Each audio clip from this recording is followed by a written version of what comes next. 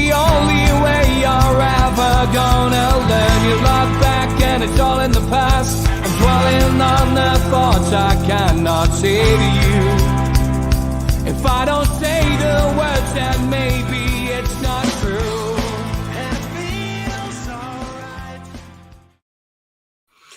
Morning all, welcome to NUFC Matters with me, Steve Rayford, as the professionals, joined by Mitch, who is still in hotter climates, and Stu, who's brought the sun with him to the northeast as he's here for the Cellar Cup and a few family events. Morning, chaps. Good morning, how are you? Good to see you, and as always, an hour to chat about Newcastle United, what's been making the headlines, what's in the news, and we'll start with football, lads, because as always, we've always got people who are in the chat who want to ask some questions, and Sutty was first in with his, based on the pre-season performances, what would your starting 11 be versus the Villa game? Now, we've only got this game today. I'll give it a blast myself as well today. But Mitch, have you got a thought in your mind of what your starting 11 would be next week? I think there's only a few decisions to be made, and I personally think we saw the front three start yesterday. I'd agree with you on that. I think that was our starting front three. Pope, I think, in goal. Trippier right back. I think he'll start with Target left back, and I think if he's fit, Shaw and Botman will occupy centre back. And I think Bruno, Tonali, and Joe Linton. Okay, I think ultimately for me, the changes are going to be minimal to what we had at the back end of last season. I know there's Target things in the paper today. I think it's a red herring. He's had a great pre-season, no doubt about it. But I think he'll go with the same back four. I think you'll go with Dan Burn at left back, and I think you'll go with as you say, Shaw and Botman and Trippier, and I think Pope as well. The midfield, again, we've seen a lot of championing of Elliot Anderson, and rightly so, because he's had a great pre-season. But for me, again, I can't see him making many changes to that midfield.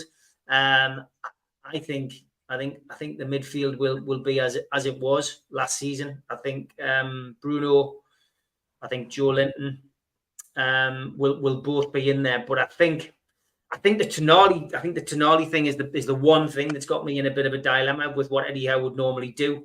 And I think the fact that he's played a full pre-season, the fact that he was in the Champions League semi-finals, the fact that he was captain of his previous team, the only thing that's going to keep him out is either his fitness levels, which Eddie Howe said there's no problem with, or it's going to be language barrier, which obviously he's learning English. He's doing he's learning it now. So that's the big thing for me. Who does he go with in that position? So I'm going to hedge my bets. I am going to say that I do think it should be Elliot Anderson on pre-season alone, but I think it'll be Tonali. I think Tonali, Bruno, and Joe Linton, and then after that, well, it's pick your options, isn't it? I think Gordon, I think 100% will start. I think he's earned the right. I think he's certainly had a great summer, and I think Miggy as well has earned the right, certainly in goal scoring form. And I can't see Wilson starting. I genuinely can't see Wilson starting at all. I think it'll be Isak. I mean, he got off to a flyer again yesterday in front of the home fans with another great header. So all of these complications and all of these problems that people say Eddie's got, he will have them through the season. But I genuinely think, lads, I think it's going to be go with what you know to start with and bring the rest in. Harvey Barnes could start next weekend. I just don't think he will.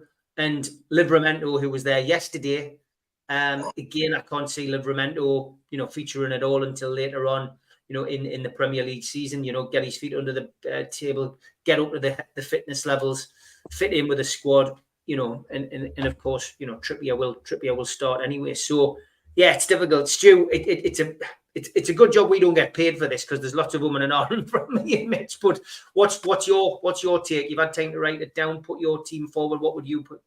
I couldn't spell anything at the moment, so I won't be writing anything down. I love it. I'm more with you, horses for courses. I think obviously Pope will be in goal. The back four will be, in my opinion, it'll be Trippier, Botman, Shaw if he's fit, and if not, I think Lascelles has already been a replacement, even if it's just for 1 or 2 games. Even if Shaw's injured for longer, I can't see us buying a right back centre half or right side centre half that everyone's demanding. And even if we did this week, I don't think they would play him straight away anyway. So it'll be Shaw or Lascelles with Botman, and then Dan Burn at left back. The front three pick themselves. I think it's the same front three as what played yesterday, with Isak flanked by Miggy and Gordon, and the rest can get blended in. The midfield, this is where I differ from you. I think Bruno and Joe Linton, barring any injuries today, touch wood, it doesn't happen. But I think as long as he comes through well today, I think Sean Longstaff will be the third part of the midfield. And it's just to say to Tonali, look, this is what we want you to do, and then add your flair and skill on top of it, and you can get to see what the home crowd's like properly for a league game, not a friendly game, and maybe bring him on for 20 minutes to go. That's what I think. I think you play Sean on the right, Bruno in the middle, obviously, and Joe Linton on the left side of the midfield. Interesting. All about opinions. Not many disagreeing with us in the chat today. I think it more or less picks itself, but there are a couple of positions up for grabs. Longstaff's a good shout. He is almost becoming the forgotten man within the media and the fan base, because people are looking at Elliot Anderson. I've done it today. Not even considered Longstaff. But yeah, it's going to be an interesting team selection, and we'll get a little. I'm just interested to look at people talking 6s and 8s and things like that. Our system's more fluid than that. We don't have a rigid 6 or a rigid 8. We have a midfield that is fluid. You see that on the left-hand side, where your left midfielder and your left winger interplay a lot and change positions. If you want to compare how we play and how we don't play these rigid positions, look at the great AC Milan team of the 90s. They played 4 in midfield, but it wasn't a flat 4, it was a rotating diamond. And any one of them could be at the point of the diamond as it rotated. So it didn't matter where they were, all of them could do that job if that happened to be the position they were in. And that seems to be how Eddie gets the best out of us and the work rate. It just tires me seeing 6s and 8s and what have you. I don't think you can package us up that neatly. Mm. Yeah, it's great. It's a great problem to have. There's no doubt. Fabulous problem to have. Of course it is. Can we have an update on George, please? People are asking in the chat. He's home. They let him head home late-ish on yesterday. He's home with a whole host of pills, potions, lotions and drops. He had to lie on his back and stare at the ceiling for 14 hours after he had the op, apparently, which must have been exciting. So what did he do? Gets his phone and starts messaging me. I'm like, one of you would probably drop your bloody phone in your face, put the phone down and listen to the doctor. But he's doing great. He's doing great and sounds in really good spirits as well. And thanks everybody for the good wishes. Great stuff. Get well soon, George. Looking forward to having you back on the show. John Askew, good morning. He says, good morning all. You would have thought Anderson's pre-season performances might give him a starting chance versus Villa, but will Eddie be reluctant to do it? Nice problem for the manager. Will Eddie think about using Wilson as the main striker with Isak in a free role just behind in a sort of number 10 role? It could be tremendous given Isak's general ability. What a player. Huge season ahead. Yeah, I mentioned at the top of the show about Isak, Mitch, and I think it'll be one or the other, won't it? And I think Eddie in his press conference, I did the review, put it up yesterday. I genuinely believe what Eddie says. We aren't chasing another striker because of financial fair play issues with us in this particular window, because of what else we want to bring in. We've got three people who can play in that position. We've got Callum Wilson, we've got Isak, and we've got Anthony Gordon, who had a good summer and can play in that position. So he's happy going into the season with those three. But I think he'll start with Isak as his first choice. Yes, I think so too. And I think that's one that's not quite first name on the team sheet, but there or thereabouts. Yeah, it's the same question to you, really, Stu. I think I think that decision's made, and I think the fact that he missed third of a season last season and still scored 10 goals tell you what kind of player we've got in Isak. Yeah, but it's, as we've just said, it's a great problem to have with him and Wilson. But you can rotate them. You have to manage the minutes. especially with Wilson. As much as we'd like to have him starting every single game, we know that just ends in tears, as it probably would be. So we have to make sure that he comes on, and if he comes on as an angry sub with 30 minutes to play and scores a goal every game, then we as fans and the club will benefit. And I think that's how Eddie Howe will use him. He'll have him as an impact sub, as well as Elliot Anderson, as well as Miley, as well as Harvey Barnes, as well as Tonali. Sounds fantastic, doesn't it, to what we were saying even at this time last year, never mind 2 or 3 years ago. Yeah, Alan, Mackenzie and Mother, hope you're having a great time in Cyprus. They're sending on their best wishes to your dad, which is very nice, as are a lot of people in the chat. Would you guys go for Laporte if available, says Albert? I would always go for any quality player that could enhance our squad, and he certainly could. He doesn't necessarily solve the problem for me, though. Yeah. He's another left-sided centre-back who can play full-back as opposed to a left-sided full-back. I think if he was an out-and-out left-back, I'd say 100% yeah, but I don't think you could turn down a quality player from anywhere if they fit the squad and it fits what Eddie wants. With Mitch on that, is because he's a left-sided centre-back. Hang on. I've got 2 old people chatting away in the background. It's me mother and me auntie in the living room.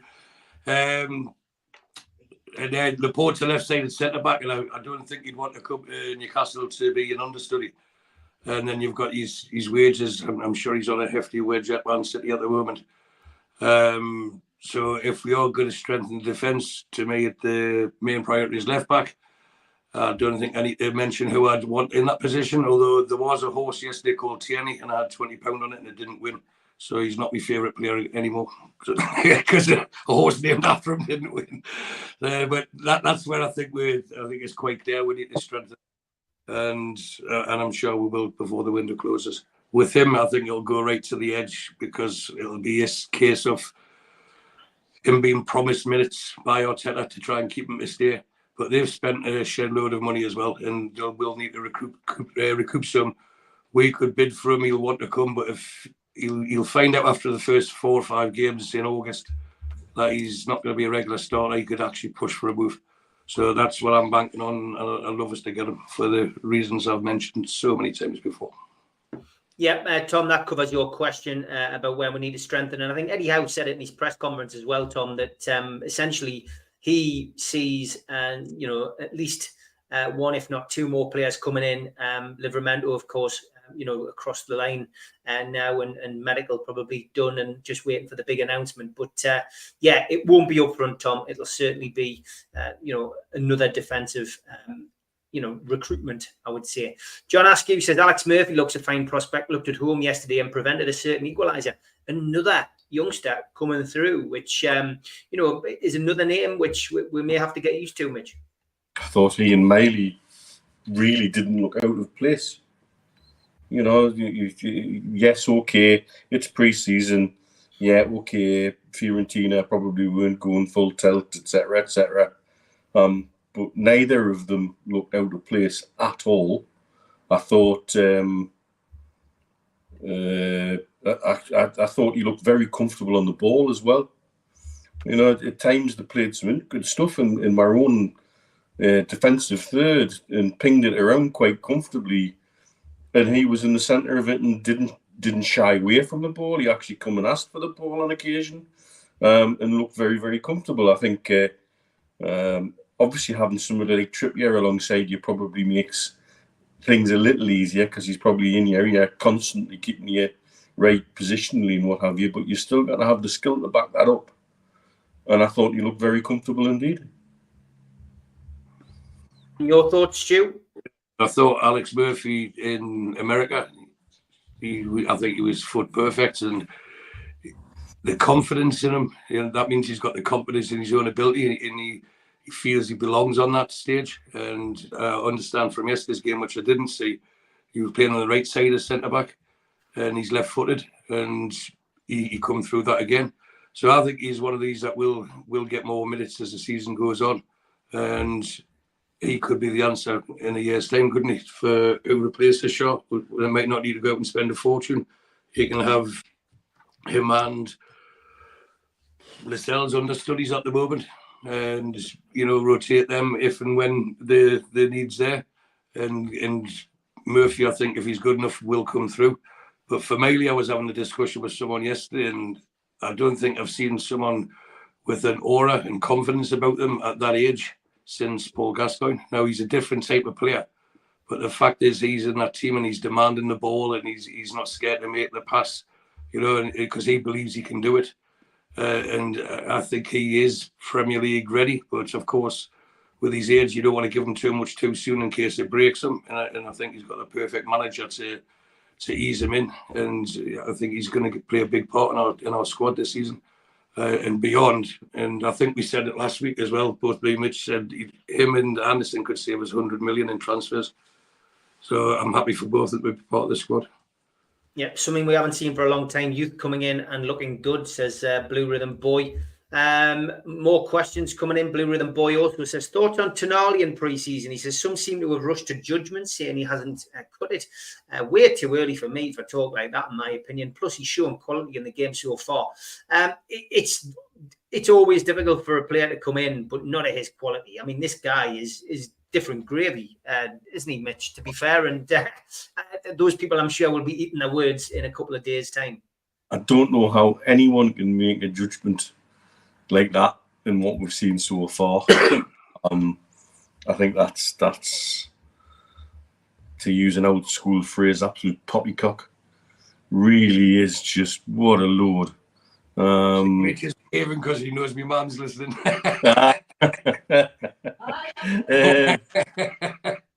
Might be, that may be part of my decisions at the moment.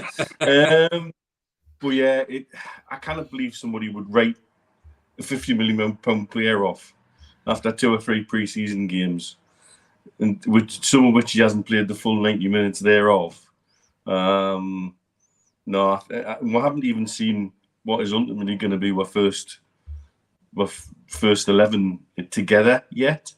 You've got no idea what's going on the training pitch and how they're performing together there. So yeah, just chill, everyone. Everybody's very impatient at the minute. We seem to want everything yesterday. Transfers and this and that, and it's both at the club and away from the club. Everything seems to be a rushed decision at the moment for reasons known only to the people who want it to be happening, like yesterday. Even the transfer window, like I said earlier on, is it shut yet? Come and have a conversation with me about the transfer window and whether it's been successful once it's shut. And then we'll decide on the transfer window. I still think we could have surprises to happen towards the end of the window as opportunities become available. They've actually told we're going to be opportunistic in the transfer market. That means we're going to be active right up to the last bloody minute. So everybody just needs to chill a bit. Enjoy the ride, enjoy the journey. Everybody seems so keen to get to the destination. Just enjoy going along the way.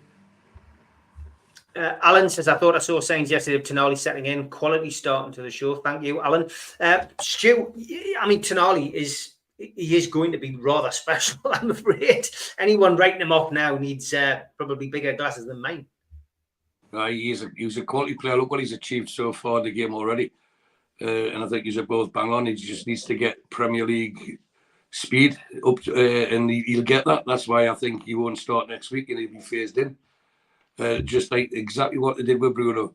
And they say patience is a virtue, and with someone like that, we will get the benefit of him. And with the management team and the coaching staff in place, he's in the right place with the right people, and he's going to have a huge season for us. I think he makes a big difference to where we finished last season. If you add that quality, and again, I've bigged up Sean Longstaff before, saying I think he'll start.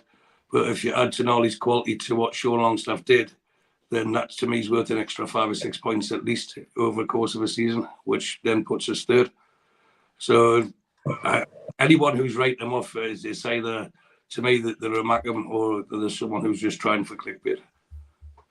Yeah, I would agree. My YouTube channel, I said I would go for Solanke from Bournemouth. Tim Yeah, I mean, again, I don't think they're going to go for players like that. It's defensive, players now are what they're going to bring in. I think there could be another fullback. Eddie wants, another one in, maybe another two, but we will have to wait and see. And as Mitch says, the transfer window is open until the 1st of September. Blue Rhythm Boy says, where does Livramento sign and leave Ashby? He's already in his 20s, so I can't see him getting in now. Things change quickly. Yeah, it's an interesting one, this, isn't it? I mean, clearly they've had a look at him, Mitch. They've seen him in action. They've seen him train. Got the goal at Rangers, of course, which he likes to get forward, likes to score goals. But clearly, maybe they're seeing something in him that they think maybe a season elsewhere, like Elliot Anderson did. It's never a detrimental thing to go on loan. If you can get games, he's on loan at Swansea, so he's going to obviously get games there and develop. There's only so much room, and Eddie said he wants a relatively tight squad, so there's only so much room to develop from within, and some need to be developed elsewhere. Find the right club for him, and that seems to me to have been my problem of late, is finding the right clubs for people. Yeah, you mean loan players like Darren Coyle going to Hearts, not getting any game time? Yeah, and I think that's the key. But Ashby, as we've talked about with Livramento, is he really seen as a right fullback, or does Eddie Simons pushing further up the pitch? And in Ashby and Livramento, that could be our right side in 2 or 3 years' time. That could be our right back and right winger. So you don't know what the plans are, and you don't know how these things work out. So I guess we'll go back to trusting the process and let it play out and see where we go. Chelsea have made a fortune buying young players, loaning them out, and then selling them on. Sometimes never having kicked the ball for Chelsea. So if it's sauce for the goose, it's sauce for the gander. Why shouldn't we be able to do that as well? I was just going to say Ashby's an interesting one, isn't it, Stu? Go on. Yeah, just what Steve Middlesmith said there on the bottom. Everyone we sign as a youth isn't going to be starting for the first team in the next 2 or 3 years. It's about bringing them on, develop them, and making money. And as Mitch has just said there, Chelsea have made an art of it over the last 10, 15 years. So Ashby, for one, if you see all his interviews, the one thing he's not lacking is confidence. And the fact he's went to Swansea, who do like to play football. And I think this could be a good loan move for him. And give him minutes in a more physical league. And hopefully his quality shines through and he has a big season, similar to what Elliot Anderson did at Bristol Rovers. It'll benefit us. And even if he doesn't make it and Livramento becomes the fallback to Trippier, then what do we spend on him? 3 million? You could easily get 10 million from anywhere. So don't want to write the lad off, but at the same time, we're not going to lose by buying young quality and developing them. And not everyone, as I said, that we buy will become in the first team, especially when you have like the likes of Miley and Anderson and stuff like that. It doesn't happen. There's no team that is successful that just relies solely on the youth players coming through. I know Man United did when Alan Hansen said that thing back in the day, but they already had established players in the team. And I don't think you're going to get a group of players like that come through ever again. It was a one-off similar to Leicester in the league. And those kids had already done year on loan at Preston, year on loan in Belgium. They'd already done that. That's right. And, they were kids, but they weren't raw kids. They weren't people just plucked straight out the reserves and into the first team. This is how you develop them. Yeah, and if they're good enough, they will make. And if they're not good enough, they've increased the value, which, again, benefits us, doesn't it? Yeah. Top Bobby, thanks very much, mate. Yeah, the 83, 84, those were the days went live yesterday with myself and George. Everyone's got a game that they make their appearance at St James's Park for the first time. Yours was Derby, and fantastic. Yeah, it was great recollection of that Keegan promotion season. Ifty on Twitter as well. Just wanted to know, do you think we're looking at any right centre backs coming in after Livramento, especially with Fabian Schär ruled out yesterday? He could play today, of course, Ifty. Will he be ready for the season opener next week? It's a defensive incoming, I think, Mitch. We haven't got a crystal ball. We don't have a hotline to the club. We can only predict what we think will happen. But judging by Eddie's press conference, there's not a forward player coming in. We're fine in midfield. If he gets another player in, it's going to be a defensive one. the name in centre backs that keeps cycling around is Anderson from Crystal Palace. Now, I'll follow that up with that from Barry, who says, what do you guys think of Anderson from Crystal Palace? Right. Is he the answer at centre back? Well, I tell you what, from what I saw of him last season, he's a regular shithouse, so he'd fit in perfectly. Yeah. He's got that bit of niggly, nasty, skullduggery, stand on your heel, poke your eye when the referee's not looking kind of say to him. He didn't look... he didn't not look like a Premier League player every time I saw him play last season. And whereas the young English centre-back got all the praise, I think he seemed to be doing all the donkey work and all the grafting. Not sure whether that's where we really need to strengthen, because everybody seems to chuck Lascelles on the scrap heap. And he barely got a look in last season, and that wasn't his fault. That was the form of everybody else. And when he did get a good look in, he didn't let us down. Picked up 2 fantastic yellow cards from the touchline as well, and played his part. And so, I think it would be. I would find it unusual for it to bring a right-sided centre back in when we've got Lascelles there ready just to drop in.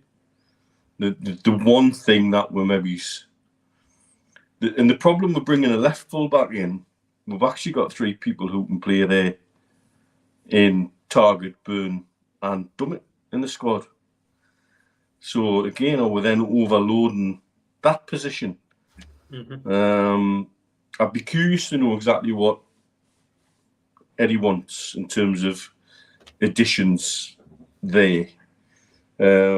Maybe it is another right-sided centre-back because all our other centre-back options seem to be left-sided.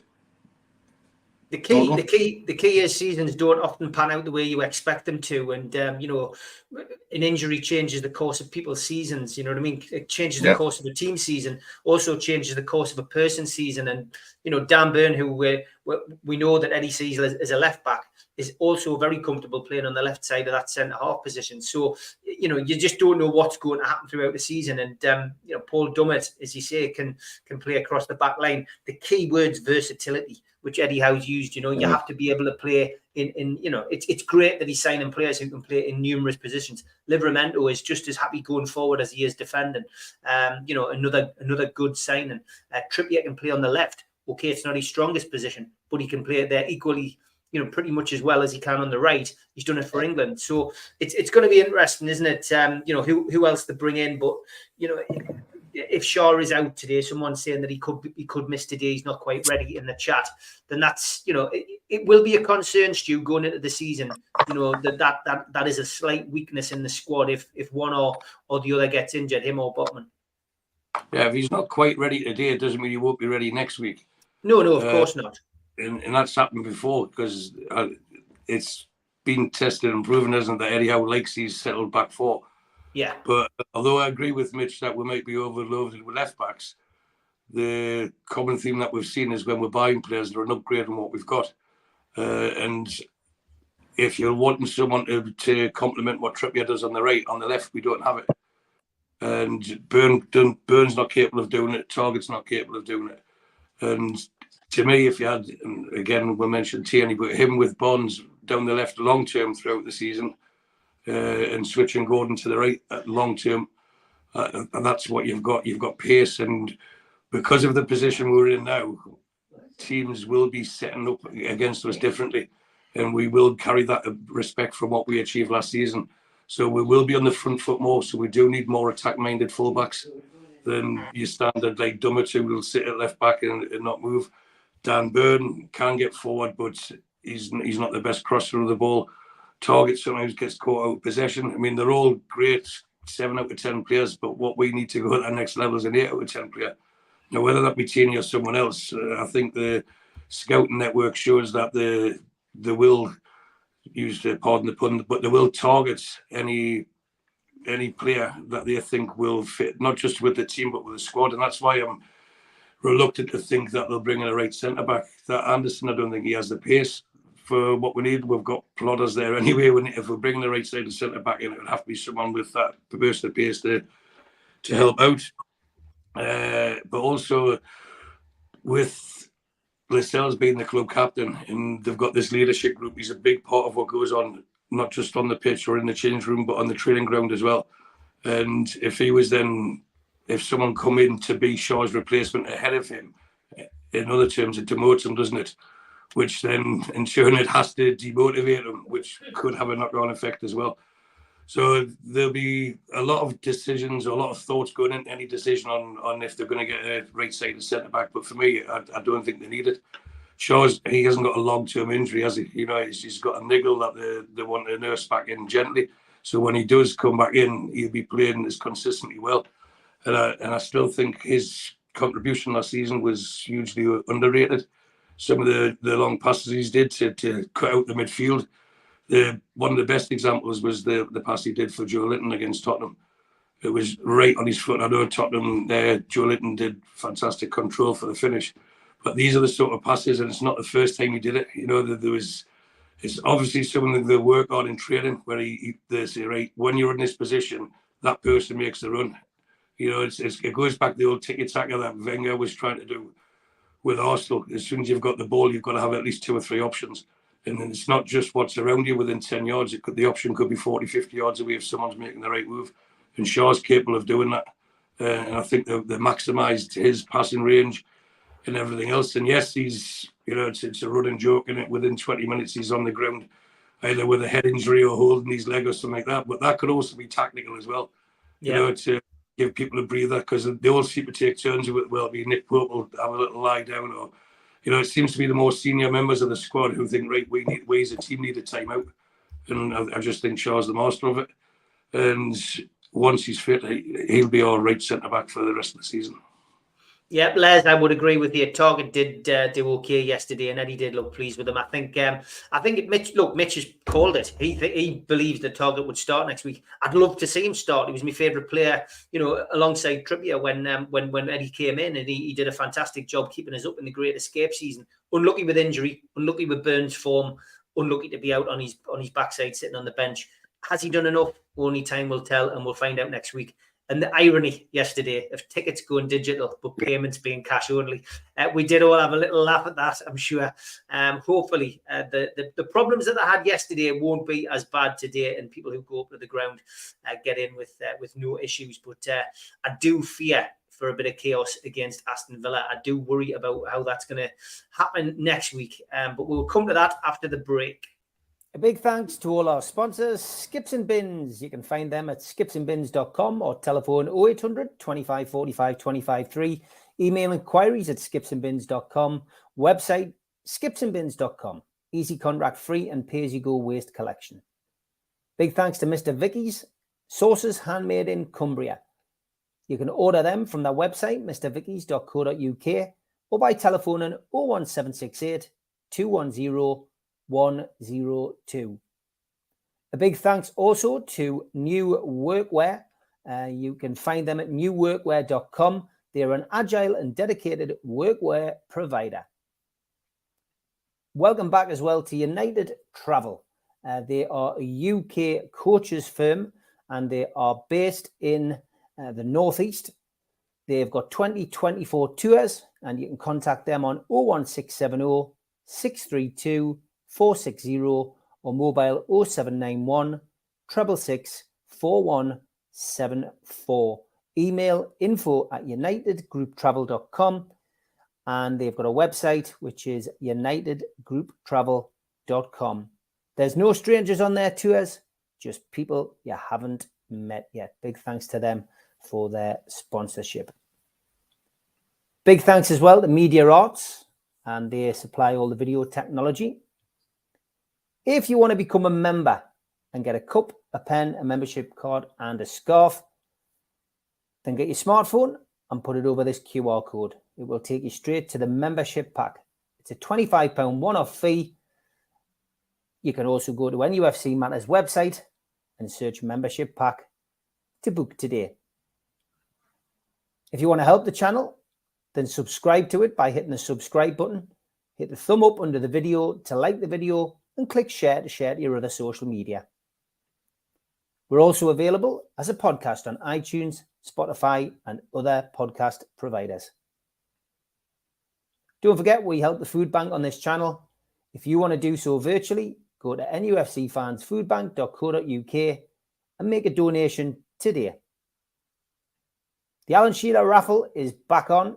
150 tickets, £1 a ticket, win a limited edition signed Alan Shearer ball. Enter today at nufcmatters.com. Okay, we don't want to drag our feet on this, but the trip to St James's Park is usually a faultless one. Stu, I'll come to you first on this. You know, the Cellar Cup, you're over for the weekend. There's always going to be teething problems when you bring in a new system, the digital system, whether you're not compass mentis with technology, whether you haven't got a smartphone, whatever. There is ways to solve all these problems, but it must have been a bit of a nightmare yesterday, especially if you were a kid at the game. You know, you've gone along, you haven't got any cash, you've gone with a card, you know, and then suddenly you find you can't do it. I don't want to dwell on this too much. It's just teething problems, and luckily it happened, I guess, yesterday when we weren't at full capacity. Let's hope, I guess, today they can iron out any more problems and go with it. But what was it like, Stu? You know, was it chaos, as everybody was describing? Some people were talking about biblical queues, as if you were queuing to get on the ark at cash points in the town. And people exaggerate, Stu. What was it actually like yesterday for you? I wasn't there yesterday. I was at the wedding. Oh, right, okay. Well, that's the point. Is asking you then. No, but I'm good. Yeah, I've read about it, and I know people who were there. The one thing I still can't get my head around is why the decision was made where everything had to be digital. You know, it could have been optional. You know, and that way you've pleased everyone. So you don't know if it's inept decision making or if it's genius decision making, where they make a rick and then quickly backtrack to go with the public flow, and then think, oh yes, say we're a club that's listening, just to get what they wanted in the first place.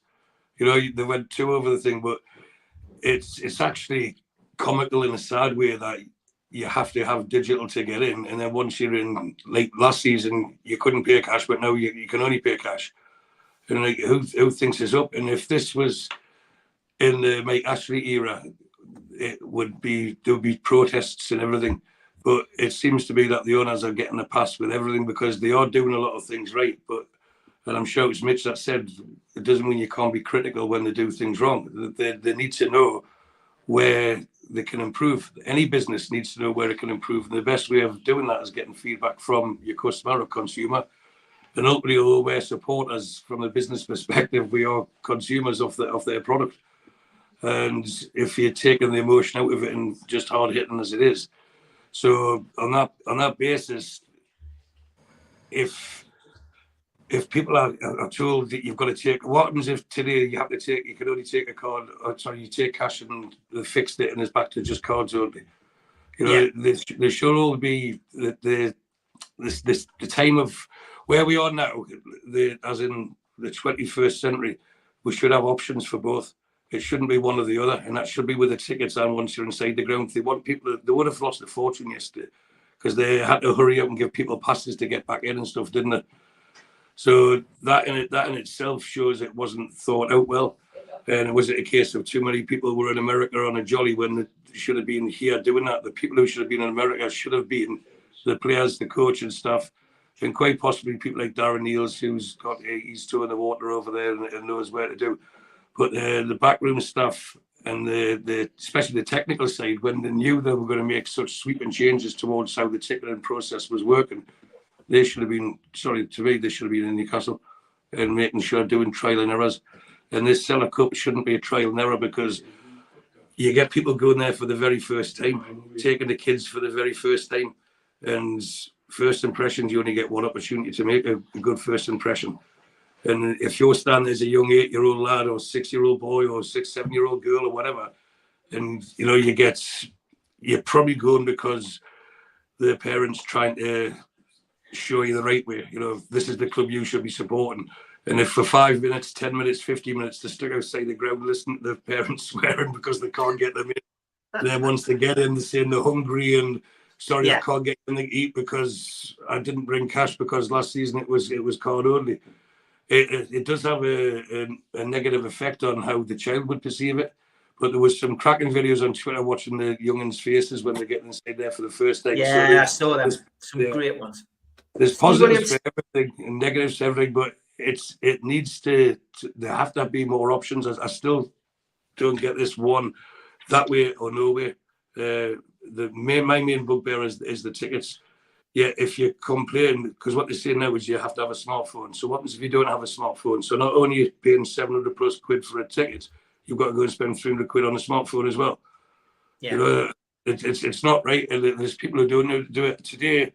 I'm going with the Heed. We're off to meet Messrs. Patterson and Allen, and I've only just got the email to download. I didn't even have a Google wallet, or I don't even know what it is.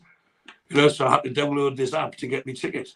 Now, because my phone's from Bahrain and I won't have Wi-Fi, will it work when I get to the ground? I just presume I just have to press and open it and it'll work. But if it doesn't, do I have to join this massive biblical queue that you were talking about and say, excuse me, I paid for a ticket, why can't I get in? You know, so it could be, to me, it could have been planned better. And it could be avoided. That's the most important thing. It could and should have been avoided. Couple of comments. I heard they decided to change all of the payment machines on Friday night. Seems a little crazy one day before friendly games, so it was caused by new machines. Had clearly not been tested on Friday. I'm not sure if that's true, but it would ring true. Chris Ward says, my old man has no smartphone, went to the ticket office last week and they issued him a new season ticket card. So they will help older people, thankfully, which is interesting to hear. I do think you have to give your photo ID in, I think, and they keep that on record again. This talk about potentially IDing people, how they're going to do that on a match day, I really don't know. They may be able to do spot checks, but you know, I think you'd be bloody unlucky if they do that. Councillor Spenny says you've got a big wad, so I just see him every time. He's talking about you, Stu, there. I don't know what he means when he says wad, because he speaks a different language down where he's from. So I hope he's talking about their lump of cash. I did have yesterday, but like I say, I was at a family wedding, so it did get reduced a bit. This ticket stuff, I don't want to dwell on it too much, Mitch. We've spoke a lot about it on Friday, but yeah, just it was the irony, wasn't it? Just a bit of chaos yesterday at the turnstiles. Yeah, who would have thought that digital payments would lose the digital ticket, the digital derby, digital tickets? I think what it does reflect, though, I finished work yesterday and my phone was starting to go, and I was getting people getting in touch. It seems like not all of the turnstiles worked efficiently yesterday. It seems like a couple of the family turnstiles were being awkward with kids getting in with parents. That's not a situation you really want. Again, guess it's better to get it out of the way here during a friendly than it is to do it against Villa. But then the whole thing for the whole digital payment thing, something you think that should be nailed on and absolutely, you know, without a doubt. In fact, I gather a lot of places in the ground during the normal season, you can't use cash. It's digital payment only, where there's an even bigger irony. I gather it's been put on the shoulders of one individual. Well, that individual either needs an assistant or needs to be somebody else's assistant, one or the other. Need help in some way, shape or form. But I think what it does reflect, and Stu's touched it on it, absolutely everybody in that cat seemed to be on a jolly with the US pre-season. Anybody who could go there did go and left an absolute ghost ship behind. In the run-up to the pre-season, whilst we're undergoing a digital transformation, and sometimes key people were not there or not interested. I've had a couple of people come to me where they've sent queries in, and the answer they got was basically, I'll deal with this when I'm back from the US because I'm too busy planning that. Well, that's not on. And again, we bang on about world-class customer service. We should have world-class customer service. And it's and it is, you do get little quirks. You know, I'm not a Luddite. I'm quite happy to go across the digital ticket, and I just don't understand why it had to be like doing it light speed. I was the one, remember, talking about travelling halfway around the world with tickets on my phone, and then to get into Wembley, you got given a ticket which you could sail a 22-foot yacht with, you know, and it was like, it did seem a little bit odd, and so that is the way to go. But everything seems to be contrived and forced, and I think there's a lot of people feeling rubbed up the wrong way by it, quite rightly. And I like how the club have responded in some ways, and in other ways, not so. But hopefully today will be better than yesterday, and then ultimately Aston Villa will be even better again for everybody. Yeah, I think I can see why they've done it, because of the owners. You know, they like to be market leaders and world leaders. Absolutely. And they like to be first. You know, to say we are the first Premier League club to be all digital. That's a big statement from the PIF to be able to have said that we're the first, and they like to be first. Even Kevin said about the team, he wants to be number one. So you can see why they're doing it. But it was, to me, it was rushed, and as we've touched on, everyone was in America, so there was no communication. And in any change in any industry, communication is the key for it to be successful. And it's all right saying, well, we understand how it works, so we're going to implement it. The people using it need to understand how it works. And although change is guaranteed in life, and there's always be people that are reluctant to change, you know, it needs to be phased in. Just like we're talking about the players, you know, buy a new player, they get phased in. So something like this could have been, right, we're going to introduce it now. You've got the option to do it, but as of next season, everyone will have it. And then, you know, it gives the people who are hesitant to go digital to get terms with it, and they'll be sitting in the ground with people next to them saying, well, how do you do it? You know, as a community, as Newcastle supporters, we help each other, you know, and that's where you'll get people sitting there saying, oh yeah, I'm still using my season ticket. And someone said, no, you just do this on your phone and it's easy. And, you know, we can self-learn each other. But when no one likes getting told what to do, and I think that's the top and bottom of it, and it's been enforced on people with no opportunity to kick back or to answer, and that's been, to me, an own goal from the club, because they have been very good at listening on most subjects, but ticketing is always going to be the biggest issue that we've got now because of the way that we're moving forward. But at least give people a choice, and then say it's going to happen, but it's going to happen then. Not it's happening now. If you want your season ticket, you've got to do this. You have to do this. You have to do that, and you can't do this. You know, it gets away from what they're trying to achieve as being an open, welcoming club, and I think that's what's causing the most anger amongst the fan base. If anger is the right word for it.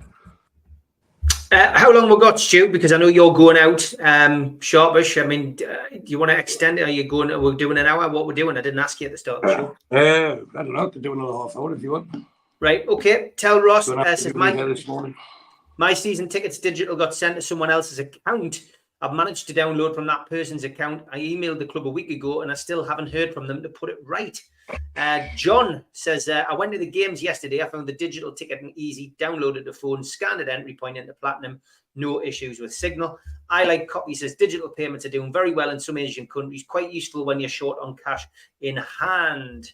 Councillor Spenny says he blames Apple, and Ian blames apples and oranges.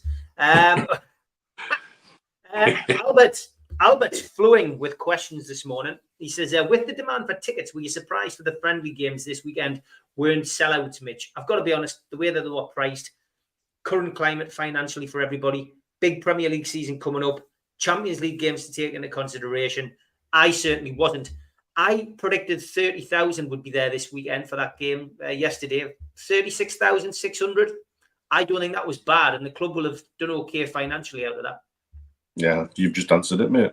It's as simple as that. If you are going to introduce something like this, the price point has to be right to get that sellout, particularly in pre-season. I don't like the way some fans are weaponizing it against other fans who complain about the ticket prices or not being able to get tickets and say, oh, well, there you go to pre-season. Why aren't you filling it up? Go to pre-season. It doesn't work like that, particularly when they're priced that way.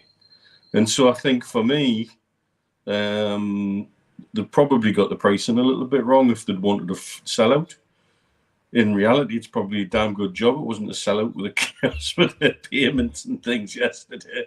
But it's about balance. They're trying to balance it. I think getting 2 games in a day on 1 ticket is good value anywhere you go. But you've heard me and my dad talk about the One Gamper Trophy at Barcelona. The biggest difference there, those tickets were muck cheap. They weren't terribly expensive tickets. And I think that's maybe where they need to get the balance right. Yeah, JJB made a point earlier as well. His girlfriend's from Colombia and couldn't download onto an Apple Wallet for the ticket yesterday. He also says, bear in mind as well, the tickets can only be downloaded to one account. For example, if there's 2 of you, your tickets can only be sent to one person. Then that person has to send it to the other by WhatsApp. Yeah, it's the rush of this system coming in was crazy. They should have given everyone the option of a plastic season ticket this season, but said if you're more comfortable and you can use the technology, do it, and then bring it in next season. I just don't know who on earth came up with the idea of rushing it through. But yes, Stu, the friendly games, I still think 36,600 for a friendly is phenomenal. I think the point that people were trying to make was, if there's such a clamour for tickets, if we need, some people saying 100,000 seater stadium, new stadium, it's quite clear we don't, because ultimately for me, I just think, rein your horses in a little bit. And new additions to the ground would be beneficial first, I think, and then go from there. But yeah, 36,600. It's a good amount, isn't it? I'm not surprised that it didn't sell out though. Yeah, I think sometimes people will vote with their feet, and for it might not just be financial reasons, it might be personal reasons or their opinion. Now, had they priced it, had it been a friendly game like today versus Villarreal, and it was 20 quid a ticket, 10 for kids, would that sell out? It would get, actually, it would get in the 40 odd thousands, and then it's deemed as a success. But because they've done the cup where you get the 2 games, again, you could think outside the box or think it'd just be practical. The Newcastle game's on second. It's 20 quid a game, 20 quid a ticket to get to that. But as an advantage, if you want to watch the first game, you just pay an extra tenner or an extra £5. And you get that because people are going to watch Newcastle. They don't want to go and watch Nice versus whoever. It's Newcastle that we're supporting. It's Newcastle that we're going to see. So they've packaged it in a way where the only way you're going to get value is to sit inside the ground for longer to get value for your ticket, because if not, it becomes 30 quid for a friendly. So you can see why people don't see that as good value, where 20 quid for a friendly is acceptable, I would imagine, in today's climate. So that's where I think they've made an error. But thankfully, it wasn't 20 quid all in, because you might have had more people in the ground yesterday starving, and then more people having to go out on passes to get back in, and the queues would have been bigger and everything else. But I think sometimes in this new age of, I mentioned the phrase thinking outside the box, and that I think that's what certain people at the club are trying to do, just to impress the paymasters. Look, I'll think of this radical new idea. Well, why don't you try what's been tested and proven? And right, we know that works.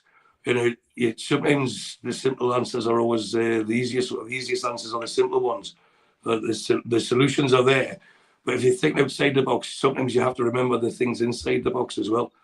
And this is where it all gets to me. It's all entangled in the same web, where you have the tickets, the digitals, the kiosks, and everything else that comes with it, the memberships. It's because people are trying too hard to make a good impression, rather than actually just doing the job properly and then adding things to it. And if you want to phase things in, do that. Don't give people, at least give people a choice, not this all or nothing, because that, yourselves, especially you, Mitch, when you were doing when you started the trust and we were up and down the coast just about every other night, speaking of fan bases, the phrase that's always attached to that is herding cats. Newcastle fans worldwide, we've seen it in Dubai. We would sit in one bar and we'd know Newcastle fans, we'd socialise with them, we'd go out and socialise with them, but try and come to our bar and watch the game. No, we go to this bar. So then they'd say, come to this bar, but no, we're happy going to that one. So no one, especially Newcastle, was stubborn. We don't like getting told what to do. And it took a long, long time for a Dubai supporters club to get formed. And this is what's happening to me with the tickets, is people voting with their feet. You're telling me I've got to spend 30 quid for a friendly.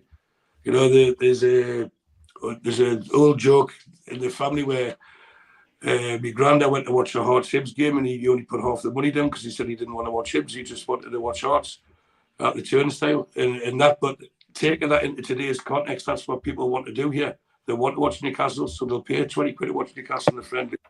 But in reality, they're getting charged 30 quid to watch Newcastle today, because I won't be going in the ground until the Newcastle game starts.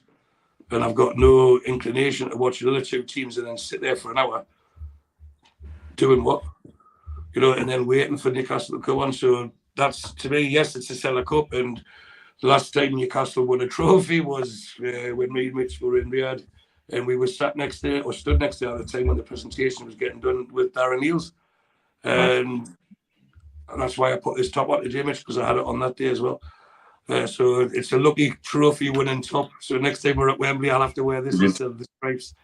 So there's so much positives going on about the club, but when we have something that needs discussing, when we have something that needs commenting on, it doesn't mean that we're being negative. It's just putting out a different option there, or letting people sound out. Because if we just sit there and nod like lemons all the time, yeah, you're doing everything wonderful, these people will never ever think that what they're doing is wrong, and that can cause bigger disasters further down the line. If it needs to be challenged, people should be challenging it. And 36,000 for friendly, fantastic, but I guarantee you would have been near a full house if it was 20 quid a ticket just for a Newcastle game. Yeah, I agree. There was some message sent to us on our WhatsApp group by Steve Hasty. It was interesting that I've given you guys time to have a little look at it. It's a bit difficult to take it all in. PIF establishes SRJ Sports Investments Company to elevate sports sector in Saudi Arabia and MENA. And just the bullet points at the start, it says, I said SRJ Sports Investments will focus on assets with high growth potential in Saudi Arabia and the MENA region. The new company will bolster opportunities in the Saudi sports sector through investments in rights holders, fan engagement, and IP acquisition and creation. Now, some of us who aren't as as clued up on the Saudis and the way they do business, it's a good opportunity to get you two guys in and just to give us a kind of an indication as to what all this actually means. Is it something that could benefit the football club? Is it something that might be scrutinised by the Premier League and the cartel? What's your thoughts on that, Mitch? Hosting and developing. The one that gets me is the rights holders and hosting tournaments, and that's things like bringing perhaps around the Premier League games to the region, or bringing the FA Cup final to the region. That would be the one kind of. I know. I'm just thinking, what would they like to do? They've already done it with the Copa del Rey. They've had the Copa del Rey in the region. It was Sella who had that. The Italian Cup was there. And the Italian Cup was there. They're obviously looking bigger than that. But they're also looking at, interestingly, fan engagement, getting fans to come to Saudi. Well, there's got to be something here for them to come to. And also, it's not limiting it to Saudi. It's talking about the MENA region. It's talking about the wider Middle East and North Africa. That's for anybody who doesn't know where MENA is, Middle East and North Africa. It's basically bringing it all to the Arab world. Now, this could also be your first step in investing in big in sports, for example. And starting to, have an influence on the broadcast rights in the region. There's a lot of things that this company could look at and do with regards of all this. It's a very open-ended acquisition, but also they're not just talking about acquisition, they're talking about developing their own too. So, it's something that Newcastle United could be part of along the road. Wouldn't surprise us. It's all part of that bigger picture about sport being part of Vision 2030 going forward. I think it's a case of watch this space. Very interesting. What did you make of it, Stu? I know I haven't had much time to read it, but I've had a quick flick through, and the Chronicle have jumped on it now quite quickly as well. But what's your thoughts? I think it's more simple than that. We've seen like the WWE go there. We've seen the boxing go there. There's been the odd football game, as Mitch has just mentioned there. What this SRJ thing is, it's to me, it's a forming of a body to say that's the umbrella it's going to be under. So every new sporting event will be under the SRJ banner. It'll be given it its own name, so people it becomes familiar, and it'll be growth.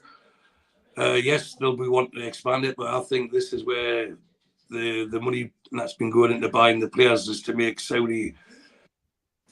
Unless you're living in the region or you're very familiar with it, I don't think you'll grasp how important this 2030 is to Saudi Arabia. And they really want the World Cup there, and that's why they've been looking to twin it with other countries. When you say the MENA region, that brings Egypt into it. So, you could be looking at joint bids like that, or even having Abu Dhabi. They could even bring Qatar into it because they do have the stadia there. So it's something that they want Saudi Arabia to be branded in a way, and I'm trying not to use the term sports washing, because what they are trying to do is make the nation fitter for a start. And if more people are interested in sports, they're more likely to become active participants in sport, because diabetes is a big thing in Saudi Arabia. I know it's quite a different subject to talk about, but by having all these elite athletes there, it creates heroes. And if you went back to Saudi 20 years ago, none of this would have been possible. None of it would have been imaginable even, never mind possible. So when you've got people like Ronaldo playing there, you see the kids at school, like, I want to be like Ronaldo. I want to be like this player. I want to be like that player. And then when they create these events to bring the world's best into their country, again, it's a knock-on effect. But the long-term plan is to make it sustainable. But you understand the ethos of having to spend money to make money. And if it's all under the SRG umbrella, then at least it becomes familiar to those. So it's another SRG event. And Salah will fall in that category. Salah is part of that group. For absolutely certain, because they are owned by PF anyway. And as you see the sun shining through, and now I've got my head cut in about 6 parts on it. I'm trying to think. There's something you look like. I'm trying to think what it is.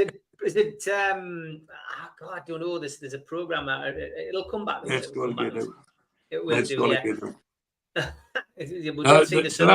That was my quick. When I looked through what Steve sent on the group, it was like, okay, they're just trying to get it all under the same umbrella, rather than it's that sporting company doing that events company doing that.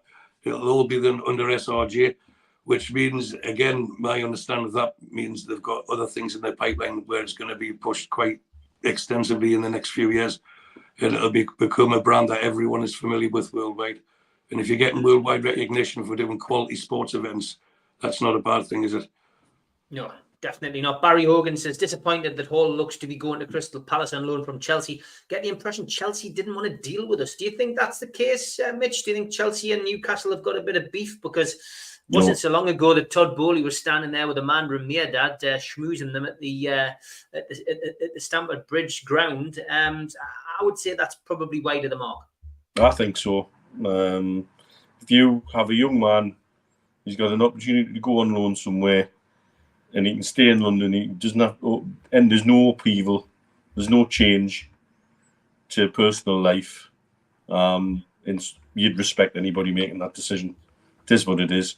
Were we ever really in for him as well? That's the next question. I think if we go in for players will automatically be interested to come and play.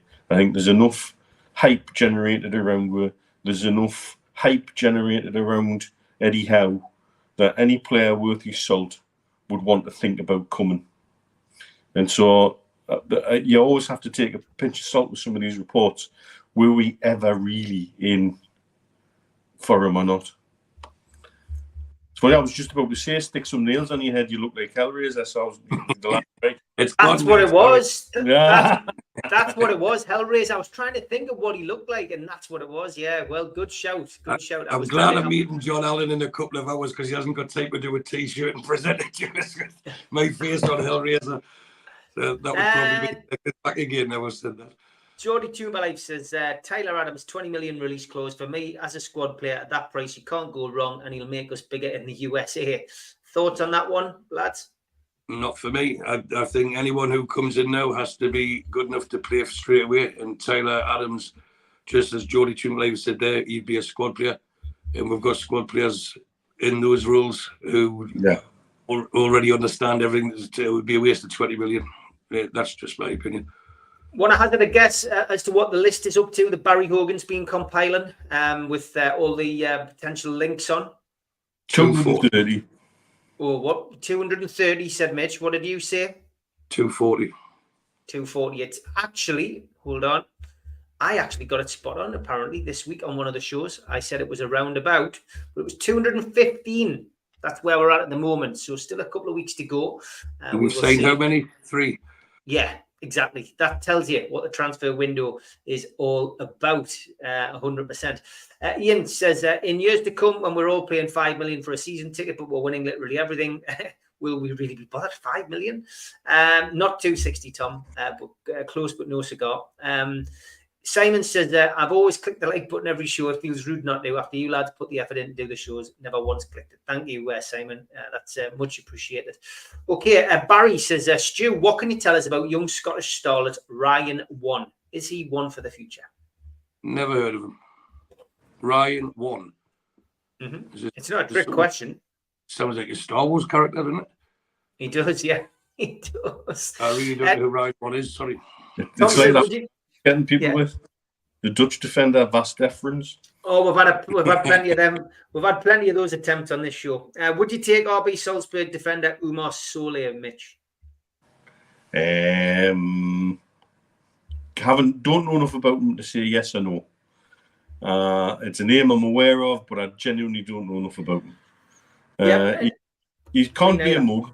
He's at Salzburg. He can't. They do churn out some decent players. But yeah, can't say I know enough about him to even give a valid opinion, and I won't waffle one either. Know anything about him, Stu? No, same answer as Mitch. Yeah, same here as well. As people know, my my knowledge on European footballers is not great. He plays for Hamilton. He's a young star. That is Ryan One, by the way, from Barry. Do you think the formation changes going forward? We don't want to become too predictable, says Neil. Mitch? Tweaks rather than big changes. That's what I would say. I think Eddie seems pretty set on his idea of how he likes with the play. I think it just needs tweaks depending on which personnel he's dropping into those into that starting 11. Versatility is what we've talked about, Stu. Yeah. Does he change his formation a great deal, though? No, I don't think so, because you've got the players that can interchange anyway. We've seen that with someone that's never been mentioned today, Joe Willock. I think people have forgot about him already, but he'll be back in the next, 6 weeks or so. He'll be back. We've seen how well him and Joe Linton interchange down the left.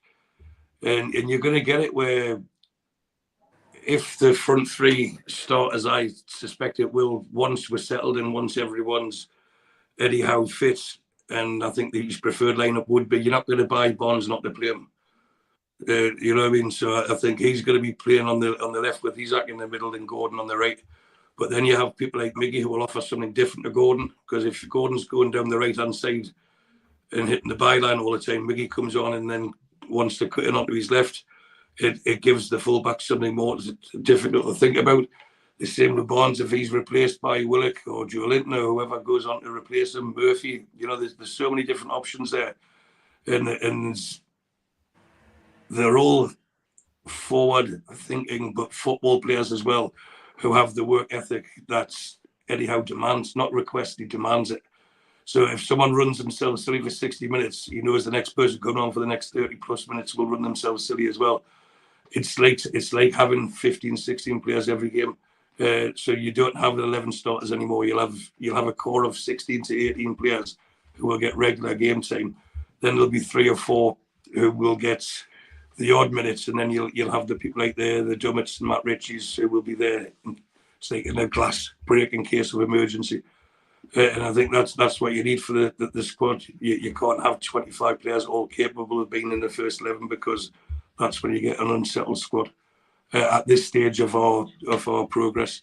So I think they've got the balance right. And will we be predictable? I don't think so. I think because we've got the players with their own skill set there, where you can change it and tweak it to make a game. Even in midfield, you could play any of those 3, that the favoured 3, which would be Joe Linton, Bruno and Tonali. Any of them could be the one holding and letting the other 2 go forward. And that's something Mitch discussed earlier, wasn't it? Where if Tonali's going, Bruno knows to sit, and Joe Linton, they can all do it. And it depends, to me, on who we're playing. If we're playing one of the better teams, then we're going to have to have more defensive-minded midfielders in. If we're at home against one of the lesser lights in the league, we can afford to be more attack-minded. And we have the versatility, the squad, the depth, the quality to do that now. And I genuinely expect us to have as good a season, if not better, this coming season than last. Morning, John. He said views on whether Elliot Anderson will be in the starting 11. We covered that earlier, John. He must have tuned in slightly late, so we'll give that one a miss. I think we all felt he deserved his opportunity, but we did feel that it would probably be a combination of Joe Linton, Bruno, and Tonali. I think seems to be the favoured midfield. I think we all feel he will get a start. Mark Todd says, is Man City's ground so empty because they have turned the ground into expensive corporate seats to boost their financial fair play? We see gaps at Manchester City a lot, don't we, Mitch? Is that a fear at St James's Park? I mean, 36,500 for friendlies is a great amount, but it does mean there's thousands of empty seats. But for a Premier League game, it's a rare feat. And I mean, it's only when you do those with the days with your dad, and when we listen to that we realise that although short-term memory might think that we've always had huge attendances, there was a period in the late 70s and early 80s where Newcastle was struggling to get crowds in. Across the board, of course, Sunderland were suffering as well. I was in the ground when we had, 8,500, 9,000 in for Gillingham. There we go. So, yeah. I've been there, yeah. Was it not 6,000 or 8,000 for Bournemouth one year as well? Yeah, that was after the FA Cup game, which got postponed at half time. It got postponed at half time for fog. That Newcastle deliberately played the game until half time so they didn't have to refund.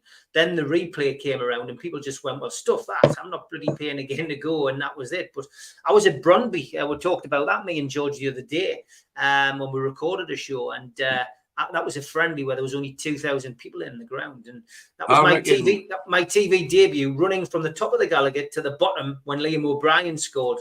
And the commentary on ITV said, and the crowd went wild. If memory serves me correctly, which sometimes it does and sometimes it doesn't, I'm sure we had like an Anglo-Italian game back in the 80s or maybe early 90s, and there was only 4,000 there. And I, for a change, I went and stood in the Leazes. It was on a Wednesday, I know that because I've been playing five-a-side.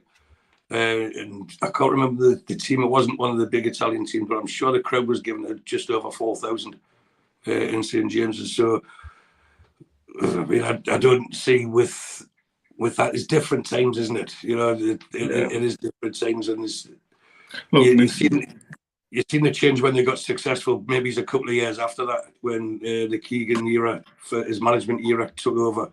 They couldn't build the ground quick enough. The team progressed a lot quicker than the stadium, and I think that's what's happening now. But ultimately, do we need 100,000? No, not a chance. To me, 60 to 70,000 maximum would be enough, where you're going to fill it every week, and you don't have the embarrassment of big patches like Man City have at times. I think Man City's problem isn't corporate seats per se, is the overpriced the normal seats as well. And that's the feedback I've had from Man City fans, is that because they're doing so well, there's so many games to go to and pick from that the money only goes so far, and so they pick and choose some of the games to get to. We would need to be careful of that. you need to be careful not to be left with a white elephant. You know, you go and build a brand new 90,000-seater stadium, and if you're only filling it 3 times a season, it's not what you want. You know, and that's what's hurt a lot of Italian teams who built big stadia for the Italian 90 World Cup, and then now they're all moving to slightly smaller ones down the line when they're moving on. So I think we want to be careful to future-proof it like that. It's finding the right balance. Is 80 too much? Is 70 too much? Is 70 about the right amount? That kind of thing needs thought through. I think they need to do it. It's slightly bigger than Arsenal's and Tottenham's, just for status, to say that we're bigger than theirs. Which then in turn make it bigger than Chelsea's and Liverpool's. But what would be a nice figure, and I'm sure you'll smile when I say this, is 69,000. That'll go back to the first cup win. You know, sponsored by Vic. You know what I mean? 1969, it would be nice, wouldn't it? Just as a last time we won a European trophy, we've got a 69,000 crowd attendance. So that to me, and I've just said all that, forgetting that my mother and auntie are sitting just yards away. So I'm going to be in trouble when I get off here. But they're too busy looking through the photos from the wedding yesterday, so I think I may have got away with that one. But the 69,000 crowd capacity, it's just a thought that come here. But I think they would have to make it bigger than what Arsenal and Tottenham's are. It's just to say, look, we do things bigger, the PAF, and they will. But to go bigger than Man United at 74,000, I genuinely don't see it. And for all this, yes, we've got 20,000, 30,000 waiting lists. That doesn't come into fruition anyway. And I reckon another 10,000 on top would satisfy demand currently. But if the club continue to progress, then I don't think we would need more than 70,000. That's just, again, my thoughts. The sad news coming through today, something which I knew about, I've got to be perfectly honest, over the last couple of weeks. But Barry Sweeney, God bless him, has passed away today after a battle with cancer. You know, not something that was well known, not something that was publicised. Barry fought the horrendous disease till the end, and got to know Barry, like probably a lot of Newcastle fans, through the tragic circumstances which surrounded a pre-season trip for his son and for a good friend of all of ours, John Holder, who tragically passed away in a horrendous plane crash. And Barry fought for justice for his son, and I used to see him on the Football League circuit. He came along and refereed a lot of charity games for me, as I know he did for other people. A lovely, lovely guy. Somebody who went through some horrendous moments in that throughout that time, but took an immense amount of strength, it has to be said, from the support that he got from the Newcastle United fan base. Barry, over recent weeks on his Facebook page, has been posting lots of photographs with different drinks, and this was one of them, Stella, which he did like a tipple of. But Barry, rest in peace, mate. You're at peace now, and thoughts from all the NUFC Matters contributors and community, with you and your wonderful family. Yeah, sad news that Mitch, breaking as we're on air. Yeah. Tragic all round, and I know he was fighting it right at the end, and that's the only way to do it, is keep fighting no matter what, and set example to many. Everything they've been through as a family, and hopefully he's made his peace and he can enjoy watching the match with his son wherever the next life is. Yeah, Stu, it's never nice to get news like that, but Barry battled with cancer in recent months, and he did it with dignity.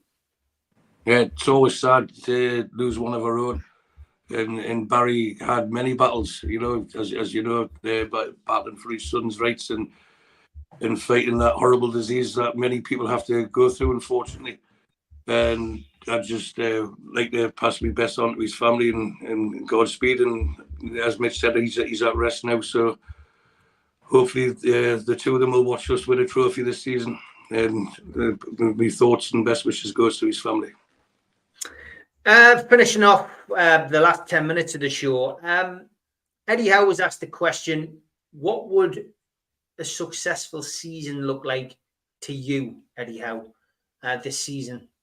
He just said more commitment, more effort.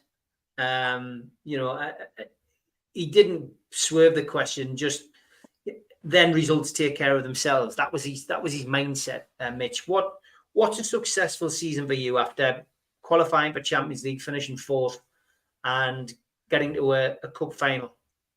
As a fan base, we all know we're way ahead of schedule.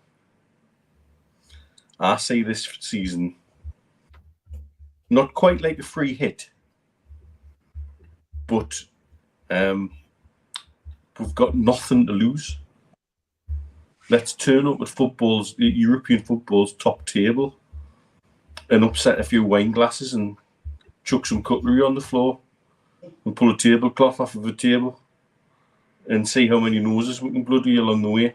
And we'll do that with that attitude. Can we get another cup run in? And learn from the last cup run?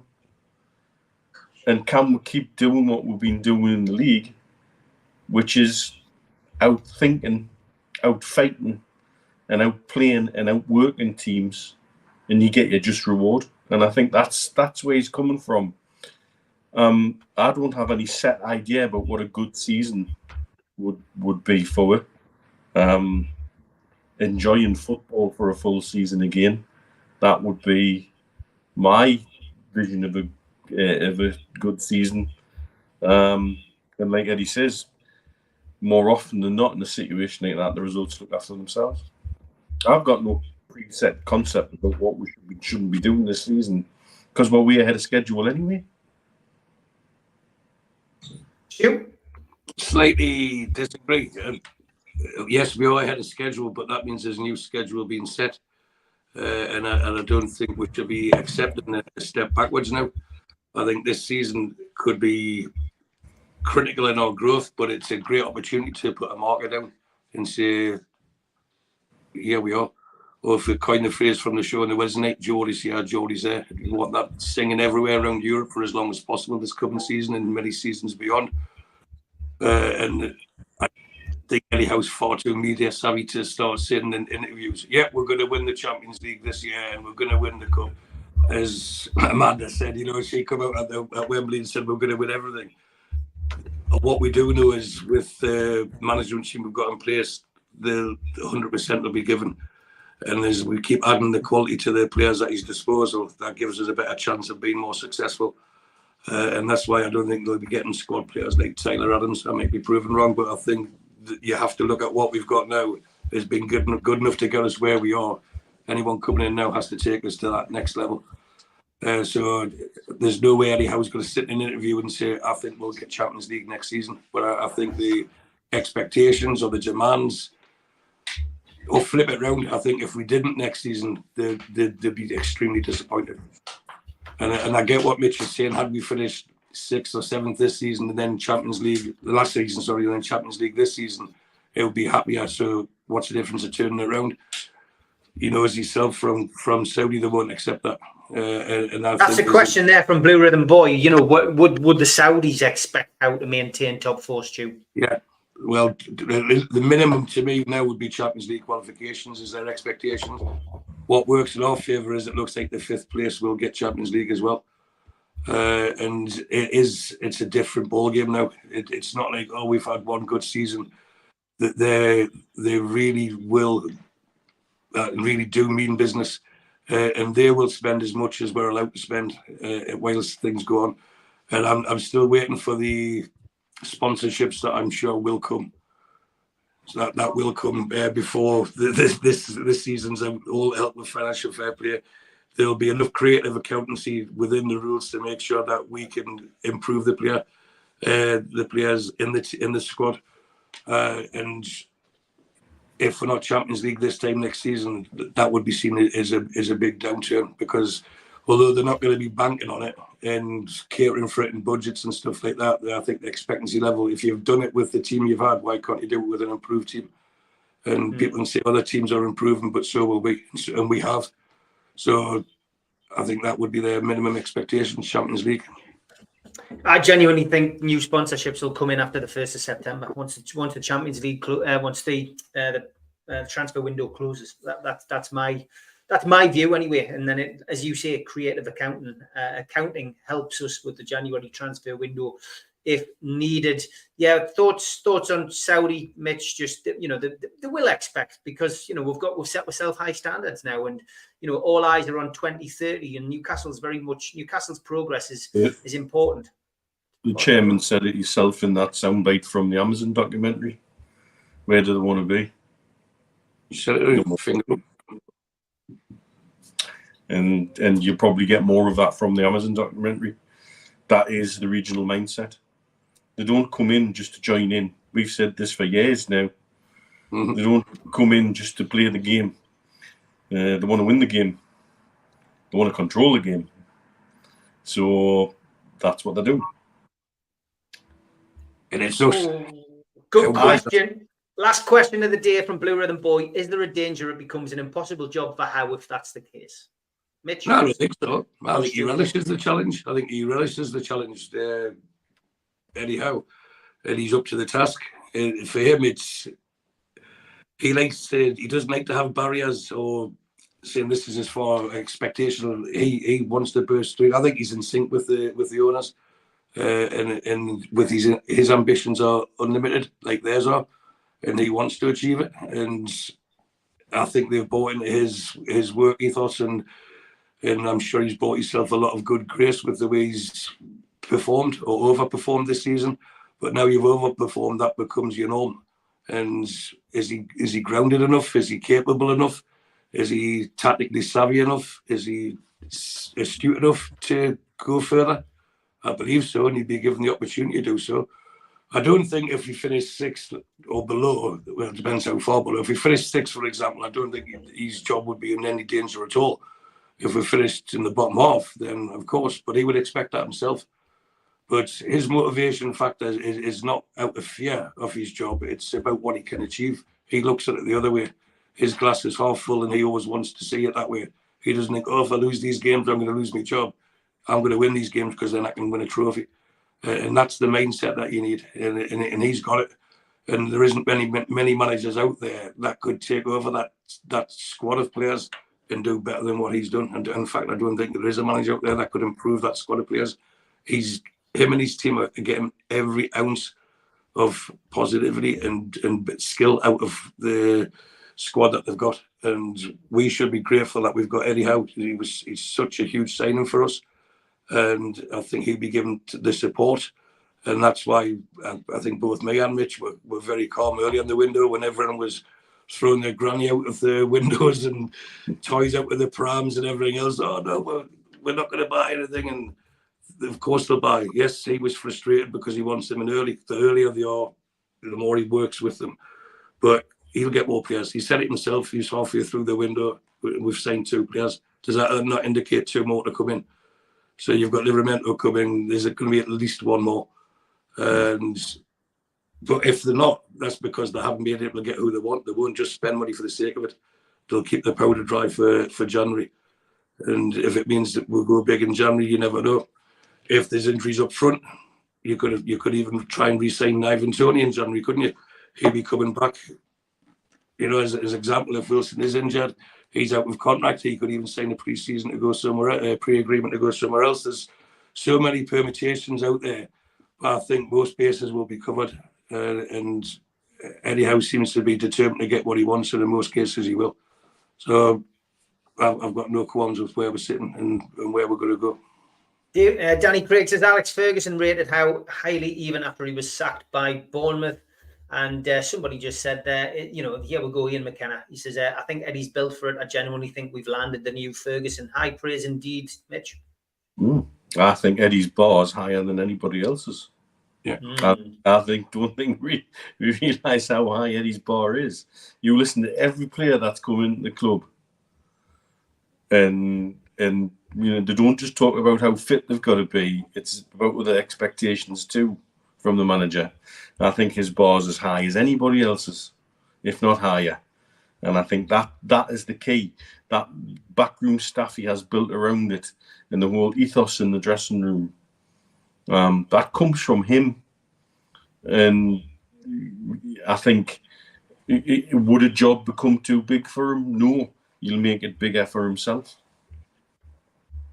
Great stuff. Great show. 90 minutes of great chat, lads. Good to spend time with you. I'm back tomorrow night with the Fans Forum at 7 o'clock.